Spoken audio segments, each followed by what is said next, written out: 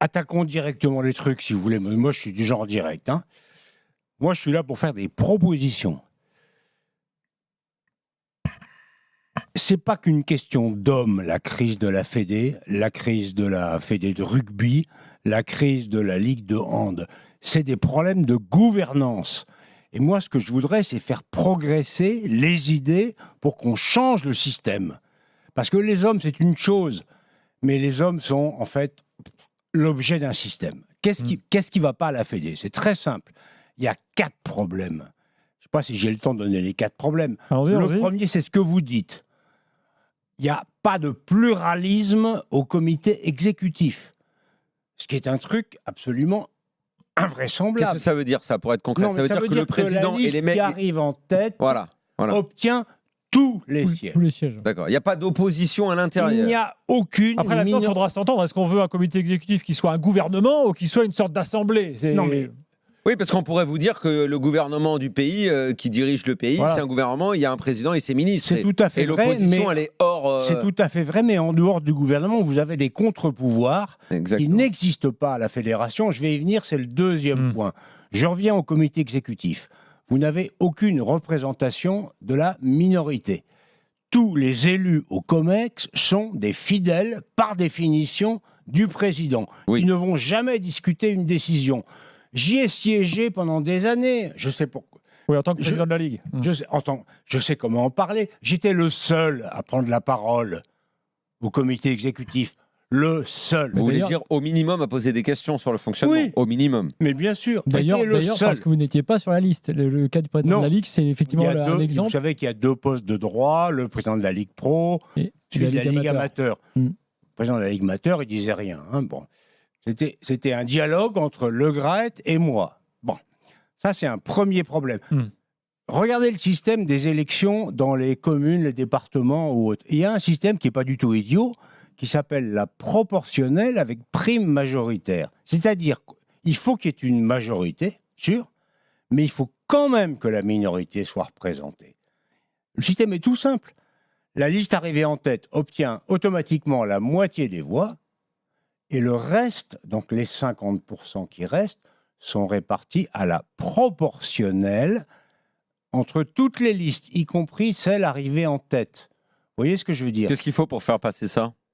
Il faut une assemblée générale extraordinaire de la fédération avec un vote à la majorité des 2 tiers. Est-ce que vous pensez que ce genre de choses, ça peut faire son chemin dans le football et que les gens ont envie de ça? Ça peut aboutir si on l'explique. Ça, c'est le premier point. Je peux passer au deuxième. Le deuxième, c'est le suffrage universel. Attendez. Le suffrage universel n'a pas encore pénétré les instances du football. Alors, qui voterait? Les 13 000 clubs. Les licenciés? Au moins, dans un premier temps. Les clubs. Alors, je vais même pas jusqu'à dire les 2 millions de licenciés. Ça, c'est un peu compliqué, peut-être. Ça aurait l'air démagogique. On dirait, mais Thirier, il dit n'importe quoi. Oui, puis dans les 2 millions de licenciés, il y a 600 000 mineurs. Enfin bon, c'est... Voilà. Donc, moi, je me dis, bon, allez, les 13 000 clubs. Il y a des fédés qui l'ont fait, hein. Ouais, mais 13 000 clubs, c'est-à-dire quoi? C'est le patron du club qui voterait? Daniel, j'explique pourquoi. Parce qu'en fait, aujourd'hui, tu as des présidents de district, des présidents de ligue. En gros, les présidents de district, c'est le même système que le COMEX. Les présidents de district, souvent, ils doivent quelque chose au président de la ligue. Donc, oui, on parle là, par exemple... Si le président de la ligue dit à ses gars, tiens, on vote tous pour Le Graët ou pour Thirier ou pour Moulin... On peut donner un exemple. Moi, je veux vraiment que tout le monde comprenne. Non, laisse-moi que je t'explique. Tout le monde, en fait, vote d'un bloc à chaque fois. Une ligue, ça représente un bassin de voix et les mecs respectent les consignes. Aujourd'hui, tu as un vote, un club. Bon, c'est impossible que tous les clubs suivent. Parce que chacun va se faire son opinion. C'est genre Saïd N'Jimi qui est... Saïd N'Jimi, président de ligue. Président de ligue. Donc lui, il a, je sais pas combien, 5 ou 6 districts dans sa ligue. Le mec a succédé à Larquet, pareil. Lui, il est président de district. Lui, au-dessus de lui, il a N'Jimi. Les districts, c'est en gros les départements et les ligues des régions. Mais il faut y voir clair dans tout ça. Il faut expliquer. Non, mais en tout cas, c'est un débat. Il faut que les gens en discutent. Alors, vous savez qu'il y a Parce qu'aujourd'hui, s'il n'y a pas les 13 000 clubs, ça veut dire que les électeurs, c'est les fameux 200 grands électeurs, c'est ça? Voilà, aujourd'hui, aujourd'hui, c'est une élection qui ressemble à celle du... Moi, je l'ai comparée à celle du Sénat sous la Troisième République. Ah oui. Hein? Bon, il serait quand même temps que la démocratie arrive au niveau des fédérations. Suffrage universel des clubs, ça me paraît la moindre des choses. Bon, ça c'est le deuxième point. Troisième point. On détaillera un peu parce qu'il y a des nuances peut-être. Bon, on verra. Bon, on verra. Moi, on je suis verra. prêt à discuter de tout. Encore une fois, je suis là pour apporter ma pierre à la discussion. Ensuite, les contre-pouvoirs. On est tous frappés par l'autoritarisme et le verticalisme de la Fédé, du pouvoir du président. Pourtant, lorsque les statuts ont été revus après les états généraux du foot, on avait prévu un contre-pouvoir majeur qui s'appelait la haute autorité du football. Truc formidable. Ah oui. C'est un nom très important. Qui devait être le conseil de surveillance du comité exécutif. Et ils font quoi? Vous avez déjà entendu parler de la haute autorité du football? Non, bah justement. Récemment, ils ont sorti du bois. Le président, M. Hugo, il a dit on observe. Voilà, on est vigilant, il a dit. Enfin, ils sont vigilants. Qu'est-ce qu'ils ont fait depuis la fameuse crise qui ne remonte pas aujourd'hui, il y a 2 ans? Ces gens-là, parce que sinon, c'est emploi fictif. Non, mais c'est pas effrayant. Non, mais c'est effrayant.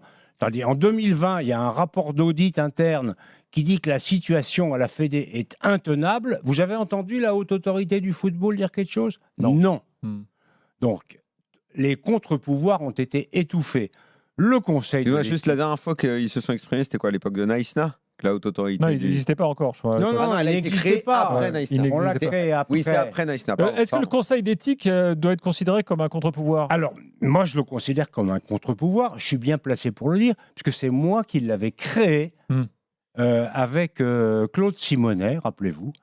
On avait créé ce conseil. On y croyait beaucoup. Qu'est-ce qu'ils ont fait quand on a vu toutes ces accusations d'abus sexuels? Là, le président est sorti du bois, parce qu'il a demandé la démission de Le Gret, président du Conseil national de l'éthique. L'ancien arbitre, monsieur... comment s'appelle-t-il déjà? Je vais retrouver son nom. Ah, vous ne l'avez pas vu?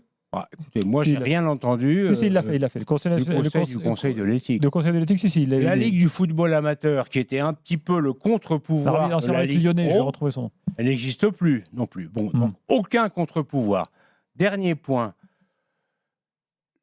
Est-ce que vous vous rendez compte que et là c'est l'actualité, le comité exécutif n'a pas le pouvoir de démettre le président ou Mais personne n'a ce pouvoir. Non mais le ministre l'a pas, parce que sinon il paraît que la FIFA se fâche. C'est bien ce que je vous dis. Personne n'a le pouvoir. On dit c'est l'homme le plus intouchable de France. On a des statuts qui sont faits pour empêcher tout contrôle démocratique et toute transparence. Donc il faut que ça cesse.